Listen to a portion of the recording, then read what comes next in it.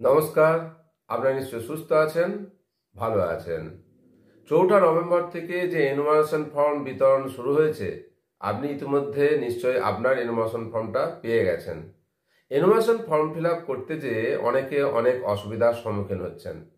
কারো কারো এমন ঘটনা ঘটেছে যে ২০০২ সালে নিজের নাম নেই এবং বাবা মার নামও নেই, দাদু ঠাকুমারও নাম নেই। সেক্ষেত্রে আপনি এনুমারেশন ফর্ম ফিল আপ কীভাবে করবেন এবং কিভাবে বিএলওর কাছে জমা দেবেন। সেক্ষেত্রে ফর্মে দেখুন আপনার যে জন্ম তারিখ সেটা লিখবেন, আপনার যে আধার নাম্বার, এটা বলছি তবু বলবো আধার নাম্বারটা লিখবেন, মোবাইল নাম্বার দেবেন, পিতার নাম বাবার নাম লিখবেন এবং বাবার যদি এপিক কার্ড থাকে সেই এপিক নাম্বারটা দেবেন, মায়ের নাম লিখবেন এবং মায়েরও যদি এপিক কার্ড থাকে সেই এপিক নাম্বারটা দেবেন।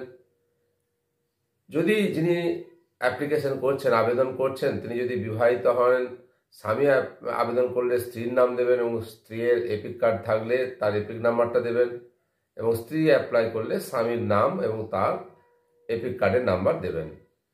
অনেকে প্রশ্ন করছেন যে বাবা এবং মা জীবিত নেই, সেক্ষেত্রে তাহলে কী করবো? সেক্ষেত্রে নামগুলো অবশ্যই দেবেন, এপিক নাম্বারগুলো না দিলেও চলবে।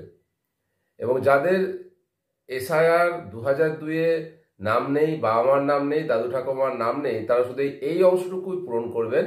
নিচের যে অংশটা আছে সেটা কিন্তু ফাঁকা রাখবেন, কোনো কিচ্ছু হাত দেবেন না এবং শেষকালে একদম ফর্মের আপনি সই করবেন বা আপনার পরিবারের কেউ সই করবেন আর নিচে বিএলও সিগনেচার করবেন এবং আপনাকে একটা কপি দিয়ে দেবেন আর একটা কপি বিএলও নিয়ে নেবেন।